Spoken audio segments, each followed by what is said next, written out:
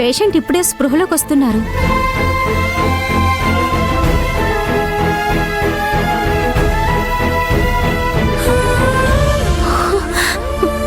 Doctor, స్పృహలోకి వచ్చారా? పూర్తిగా రాలేదమ్మా, ఇప్పుడిప్పుడే ఆ సిమ్టమ్స్ కనిపిస్తున్నాయి.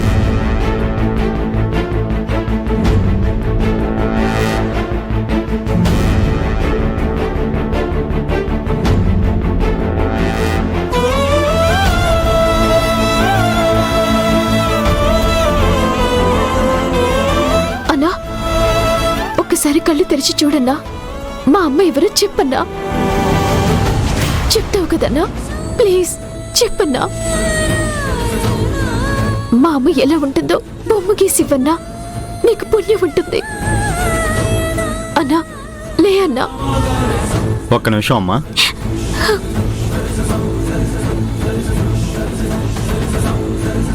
మళ్ళీ కోమాలోకి వెళ్ళాడమ్మా. తను స్పృహలోకి రావటం నాకు చాలా ఇంపార్టెంట్ డాక్టర్. ఎందుకంటే తను చెప్పే మాటతోనే నా జీవితం ముడిపడి ఉంది. నీ పెయిన్ నాకు అర్థమవుతుందమ్మా. నా వైపు నుంచి చేయాల్సిన ప్రయత్నాలన్నీ చేస్తూనే ఉన్నాను. స్పృహలోకి వస్తే నేను మీకు ఇన్ఫార్మ్ చేస్తాను. సరే డాక్టర్.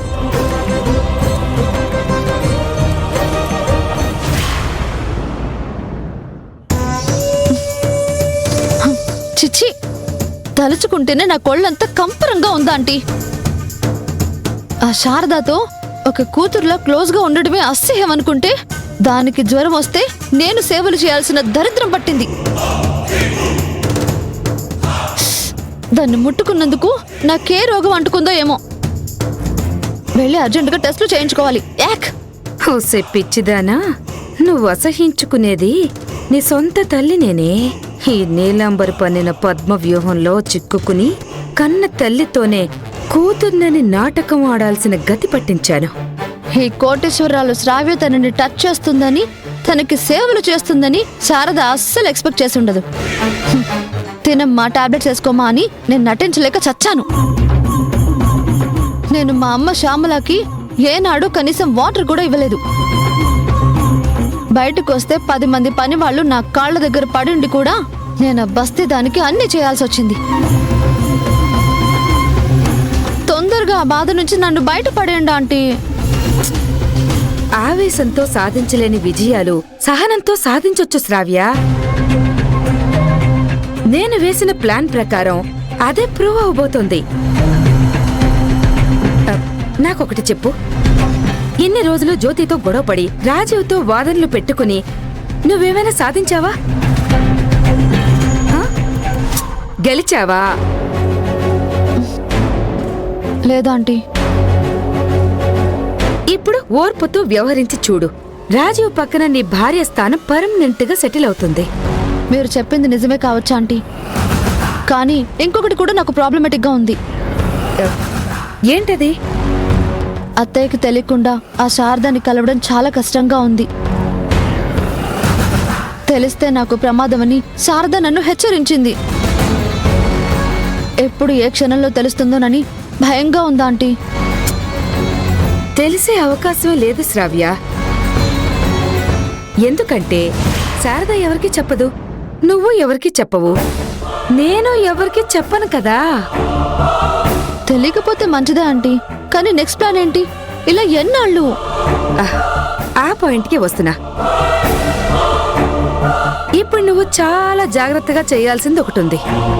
చెప్పండి ఆంటీ, ఏం చేయాలి? నువ్వు చాలా ప్లాండ్గా జ్యోతి నోటితోనే శ్రావ్యకి రాజీవ్ చేత విడాకులు ఇప్పిద్దాము అని శారదకి చెప్పించు. అప్పుడు అగ్గి రాజుకుంటుంది. దాని తర్వాత జ్యోతి కాపురాన్ని అగ్నిపర్వతంలో ఎలా బద్దలు చెయ్యాలో అదే చేద్దాం. అమ్మో వద్దా ఆంటీ. జ్యోతికి ఆలోచన వచ్చిందని తెలిసినా రాజీవ్ నాకు వెంటనే డివోర్స్ ఇచ్చేస్తాడు. అంత రిస్క్ నేను చేయలేను. భయపడద్దు శ్రావ్య, నేనున్నాను కదా. జ్యోతి అలా చెప్తేనే సొంత కూతురు జీవితాన్ని స్వార్థంతో జ్యోతి నాశనం చేస్తుందని శారద నమ్ముతుంది. అది జ్యోతికి రివర్స్ అవుతుంది. నా మాట విని నేను చెప్పినట్టు చెయ్యి, నీకంతా మంచి జరుగుతుంది. సరే ఆంటీ, మీరు చెప్పినట్టే చేస్తాను.